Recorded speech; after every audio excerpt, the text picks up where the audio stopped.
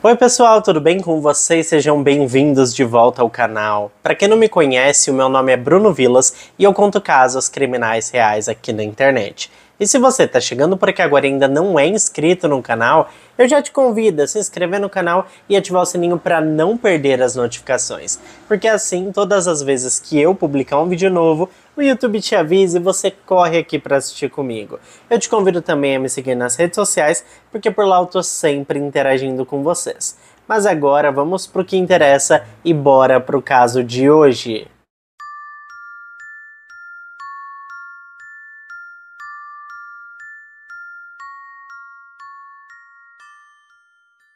No caso de hoje, nós vamos falar sobre amor, ciúmes, traição, obsessão e mais algumas coisinhas. É impressionante o quanto as pessoas estão dispostas a lutar pelo que acreditam e podem se tornar bastante violentas quando são rejeitadas. Eu sei que muitas pessoas são bastante práticas e têm o pensamento claro de que quando algo não está dando certo no amor, o melhor a ser feito é romper o vínculo e seguir em frente. Mas infelizmente não são todas as pessoas que pensam e agem desta maneira. Para muitas pessoas o amor é um vínculo inquebrável e a sensação de rejeição é o combustível para a tomada de atitudes absolutamente perigosas. Atitudes essas que muitas vezes essas mesmas pessoas se arrependem mais tarde. Mas a verdade é que não adianta chorar o leite derramado. E como dizia minha querida vozinha, há 3 coisas que nunca mais voltam: a palavra dita, a flecha lançada e a oportunidade perdida. Mas vamos entender de uma vez por todas o que foi que realmente aconteceu nesse caso bizarro. Para a gente começar a entender o caso de hoje, nós precisamos falar de uma jovem chamada Avis.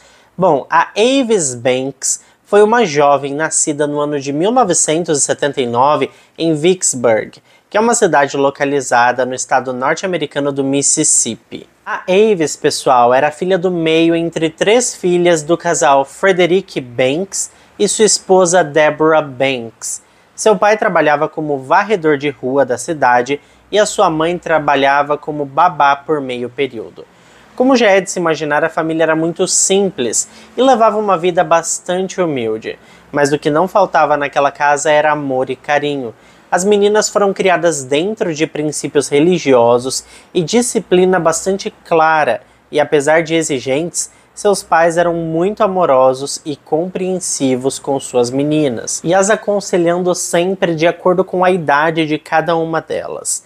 A Avis era bastante curiosa e muito estudiosa, tanto que ela foi a primeira de toda a sua família a ingressar em uma universidade, o que trouxe muito orgulho a seus pais. A Avis adorava crianças e se dava muito bem com adolescentes. Com isso, ela estudou o desenvolvimento da primeira infância e se formou com louvor na Alcorn State University. Ela conseguiu um emprego em uma creche bastante renomada na cidade de Ridgeland, e sua carreira estava decolando rapidamente. Mas tudo mudaria na vida da jovem quando ela conheceu e se apaixonou por um homem chamado Keyon Pittman. O rapaz era professor de matemática e treinava basquete com intenções profissionais na James D. Chastain Middle School, na cidade de Jackson, também no estado do Mississippi. O pai da Avis, o Sr. Frederick Banks, contou em uma entrevista muito tempo mais tarde que recebeu o telefonema de sua filha pedindo perdão porque tinha envergonhado a família. A verdade é que a paixão pelo Keyon passou como um furacão por sua vida e a relação entre os dois era muito calorosa e nutrida por um amor ardente e impetuoso. O resultado disso tudo foi uma gravidez, o que, de acordo com os ensinamentos que a jovem tinha ouvido por toda a sua vida, era errado e bastante desonroso ter um filho sem ser casada. Mas nessa mesma ligação, a Avis comunicou ao seu pai que tinha encontrado uma solução para tudo isso e que jamais envergonharia sua família. O casal de namorados então decidiu ficar noivo no ano de 2006, e ela deu a notícia de que pretendiam se casar no ano seguinte, em 2007. A Avis tranquilizou o seu pai para que não se preocupasse, porque os dois estavam se dando muito bem e já tinham até decidido que morariam juntos. E então o casal de noivos se mudou para uma nova casa alugada na cidade de Ridgeland. Tudo parecia um sonho para Avis. Ela estava muito feliz porque tinha o seu noivo em casa e que em poucos meses seria seu marido. Ela também estava grávida e isso era um motivo de grande alegria para a jovem, e ela tinha acabado de receber um aumento de salário e estava radiante com tantas coisas boas acontecendo em sua vida. Mas infelizmente algo muito terrível aconteceu alguns meses depois. No dia 30 de novembro de 2006, Keyon, que nessa altura estava com 31 anos de idade, voltou do trabalho e assim que chegou em casa encontrou a Avis, de 27 anos de idade, em uma poça de sangue no chão da garagem. Ele rapidamente ligou para a emergência e uma equipe médica, juntamente com a polícia, foram deslocadas até o endereço do jovem casal. O jovem ligou também para os pais da Avis, dizendo que algo muito ruim tinha acontecido com a mulher, mas não deu detalhes do que era. Seus pais imaginaram naquele momento que ela teria perdido o bebê, visto que estava com quase 6 meses de gestação. Na verdade, eles não faziam nem ideia da tragédia que tinha acontecido. O óbito foi declarado assim que os paramédicos chegaram, e na sequência foi acionada uma equipe forense junto com os investigadores da polícia. Os profissionais observaram que parecia que alguém tinha emboscado a Avis depois que ela saiu do carro quando chegou do trabalho. Isso provavelmente por volta das 6 horas da tarde. O patologista forense escreveu em seu relatório que a Avis Banks foi baleada 4 vezes com uma pistola calibre 38. E esfaqueada várias vezes na parte superior do corpo. O médico declarou também que o agressor cortou a garganta da vítima antes de ir embora. Os policiais acreditam que ela foi mesmo pega de surpresa, porque um dos ferimentos de bala foi disparado a queima-roupas na parte de trás de sua cabeça. Os investigadores encontraram impressões de sapatos em uma porta e concluíram que o agressor chutou a porta antes de invadir a casa e entrar na garagem anexa à residência. O responsável por tamanha atrocidade também revirou alguns cômodos, deixando gavetas abertas e montando uma cena que se parecesse com um roubo. Mas como a gente sabe, os policiais são treinados para identificar essas falsas cenas de crime. E também rapidamente ficou claro que nada foi roubado na residência. Então quem entrou ali, entrou justamente para tirar a vida da Avis. Por conta de tudo isso, uma grande investigação teve início e o primeiro a ser interrogado foi o Keyon. Ele falou sobre o relacionamento dos dois, que estava indo muito bem, e apresentou o seu álibi. Ele estava no colégio no momento do crime e muitos alunos e professores poderiam confirmar essa informação. Mas nesse meio tempo, alguns outros policiais ligaram no colégio e falaram com a orientadora pedagógica e também com a direção da instituição, que informou aos oficiais terem conhecimento que o Keyon era um grande paquerador e que saía regularmente com diversas funcionárias da instituição, além de assediar até mesmo algumas mães de seus alunos. Durante o seu depoimento, o Keyon recebeu a visita de seu advogado e pelas filmagens da sala, foi possível perceber que ele não demonstrava tristeza e nem comoção com o que tinha acabado de acontecer com a sua noiva. A verdade é que ele se transformou no principal suspeito do caso. Na sequência, os oficiais perguntaram ao interrogado para quem mais ele ligou quando descobriu o corpo da vítima e se poderiam vasculhar o seu aparelho celular. E foi assim que eles ficaram sabendo que o Keyon ligou primeiro para uma mulher chamada Carla. Depois ele ligou para a emergência e na sequência ligou para os pais da Avis. A tal da Carla foi chamada para prestar o seu depoimento e inicialmente negou qualquer tipo de envolvimento com o Keyon. Mas após algumas horas de interrogatório e sem um álibi sólido para apresentar, ela acabou confessando que teve um momento assim muito rápido, um romance de verão com o Keyon, e foram somente alguns encontros para a relação íntima, sem nenhum tipo de compromisso. Ela afirmou também que não teve nada a ver com o assassinato da Avis. Quando a polícia perguntou se ela tinha uma arma, ela respondeu rapidamente que não. Como não tinham nenhuma prova contra ela, a Carla foi dispensada na sequência e as investigações prosseguiram. Mas a essa altura eu tenho certeza que você deve estar se perguntando quem é essa mulher, não é mesmo? Então vamos lá que eu vou contar para vocês. A Carla Hughes nasceu no dia 12 de junho de 1981 e não existem informações precisas sobre os pais da Carla. O que se sabe é que ela foi adotada por seus parentes mais próximos, um tio chamado Carl e sua esposa chamada Linda Hughes. Ambos eram professores e muito exigentes com suas regras. A adoção aconteceu quando ela tinha 6 para 7 anos de idade. A Carla cresceu e estudou na cidade de Greenville, também no estado do Mississippi. Apesar dos pesares, ela era muito estudiosa e adorava esportes. Em sua adolescência, a Carla foi destaque em corridas a cavalo, ganhou alguns concursos de beleza e concluiu o ensino médio com um título de estudante de honra. A Carla levava a educação muito a sério e obteve seu diploma de bacharel em pedagogia pela University of Southern Mississippi no início dos anos 2000. E 4 anos depois, em 2004, ela se apaixonou perdidamente por um jovem e marcaram o casamento para aquele mesmo ano. Mas 2 semanas antes do casamento, o seu noivo desistiu de se casar e a abandonou. Isso nem foi a pior parte, ela estava grávida de 2 meses e no fim ficou sozinha com o seu filho quando ele nasceu, 7 meses depois. Mas ela era uma mulher muito otimista e na sequência ela conquistou seu diploma de mestrado em educação pela Belhaven College, na cidade de Jackson. A Carla deu sequência aos estudos e começou seu doutorado em educação na Delta State University. Por conta do seu currículo bastante atraente, a jovem conseguiu um emprego como professora de artes da 7ª série na Chastain Middle School. E se você está pensando que já ouviu falar nessa escola antes, olha, sim, você tem razão, porque é a mesma escola onde o Keyon dava aulas de matemática e era meio que o técnico do time de basquete. Os dois começaram a conversar e rapidamente essas conversas evoluíram para assuntos mais íntimos. O primeiro beijo não demorou para acontecer e os dois passaram a se encontrar para encontros íntimos. O Keyon avisou que tinha uma noiva, mas a Carla tranquilizou o rapaz dizendo que para ela isso não tinha importância. Depois de algumas semanas, ele comunicou que sua noiva estava grávida e que ele estava apenas procurando por relações sem compromisso.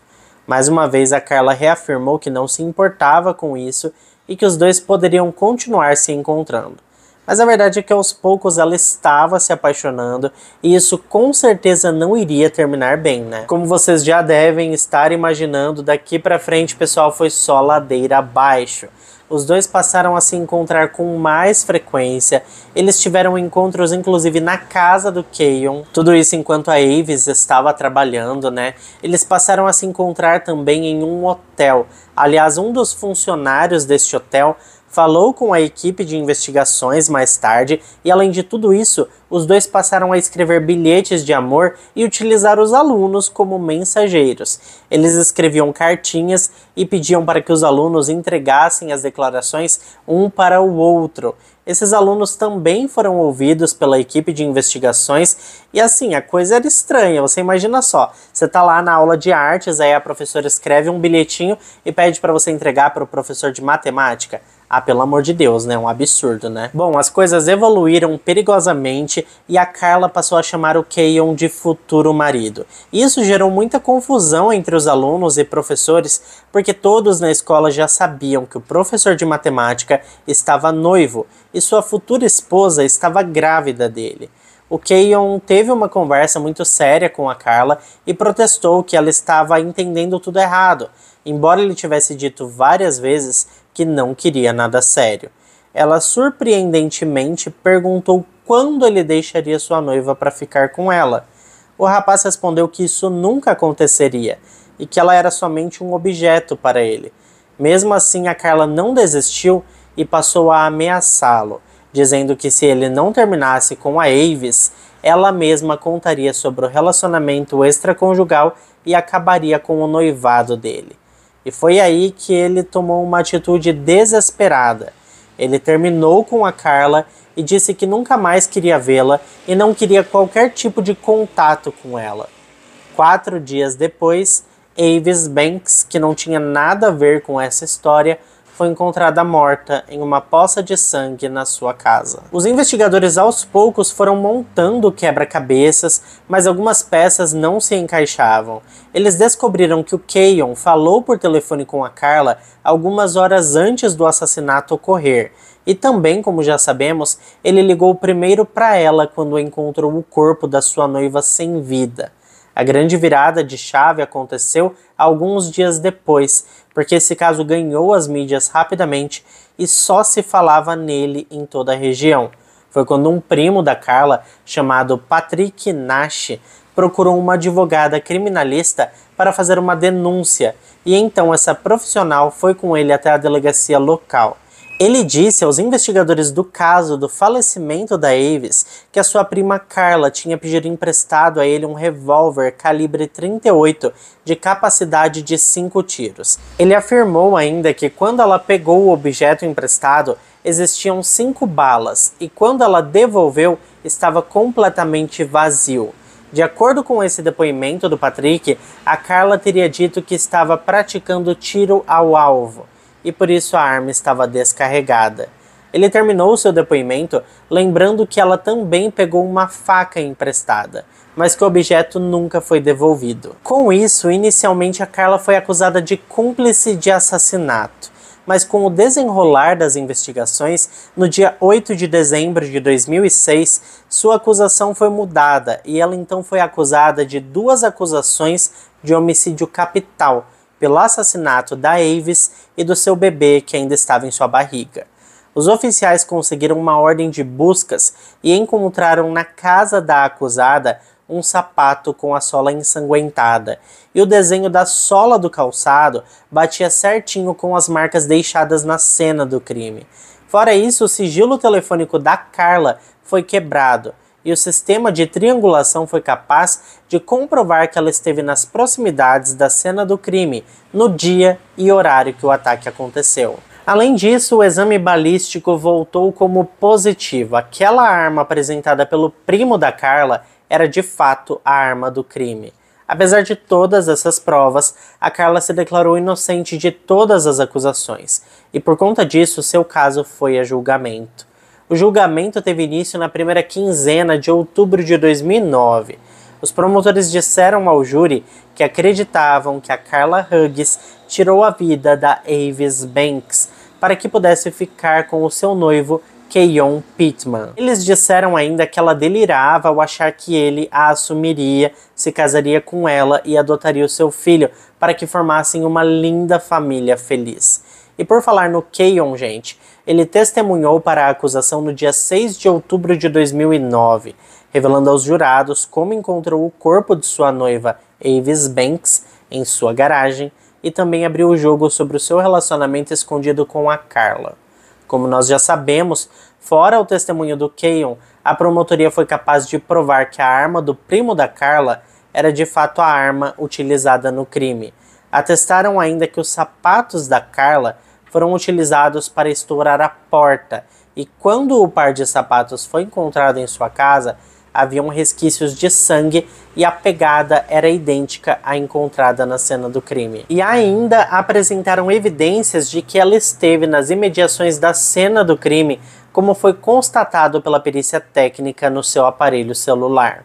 Por outro lado, a defesa contra-atacou chamando Keyon de mulherengo e acusando que ele não queria se casar e ser pai, e por isso tinha tirado a vida de sua noiva.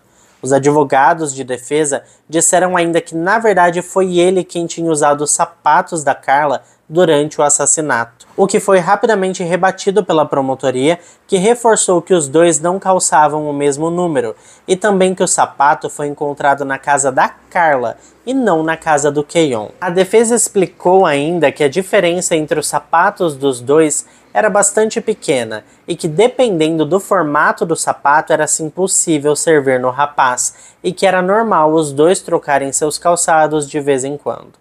A defesa falou ainda ao júri que o celular de sua cliente foi detectado no endereço da vítima porque a Carla tinha diversos amigos que moravam em apartamentos ali perto e que naquele dia e horário ela tinha dado uma passadinha rápida na casa de um amigo.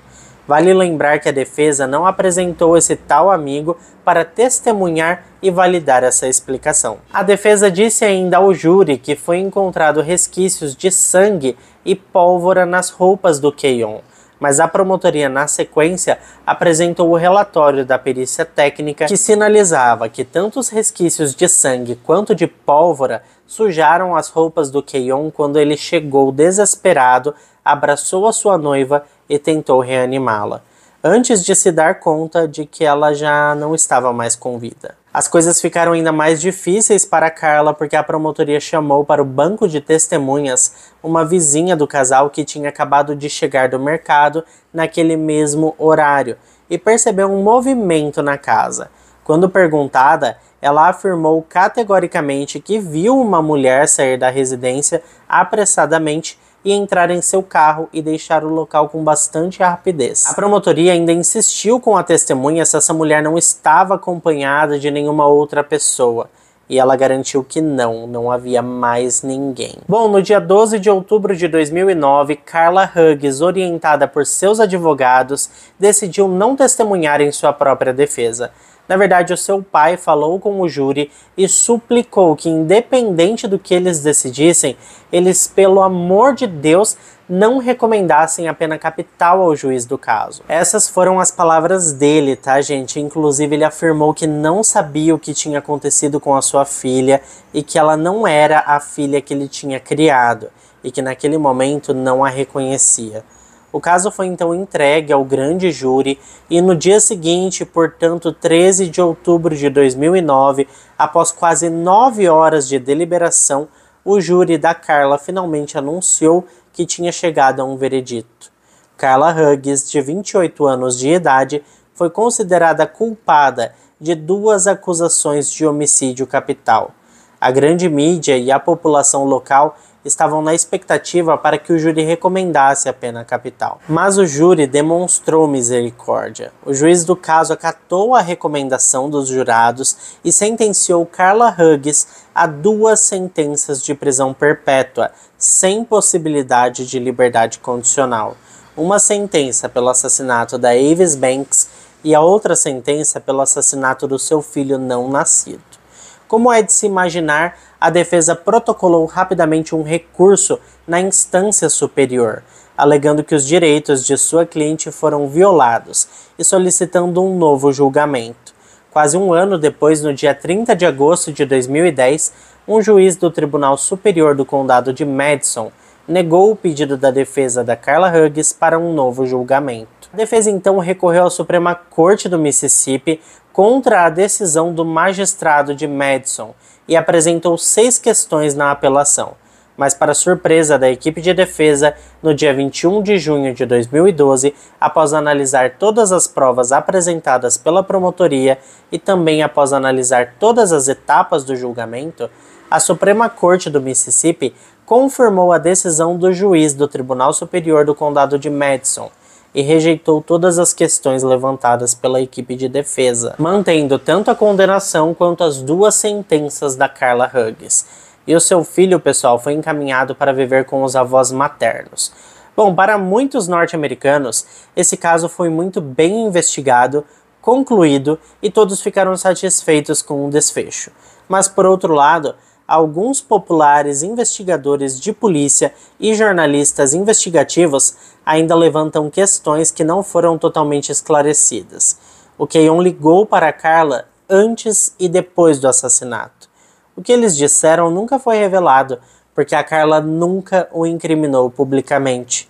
E ele também não era obrigado a constituir provas contra si mesmo, então nunca disse nada. Além disso, alguns jornalistas investigativos descobriram também que o patologista forense Dr. Steven Hayne, que testemunhou para a promotoria, estava realizando mais de 1.500 autópsias por ano, e com isso arrecadando mais de $1 milhão por ano, e que algumas evidências do Dr. Steven, em outros casos, não se sustentaram no tribunal.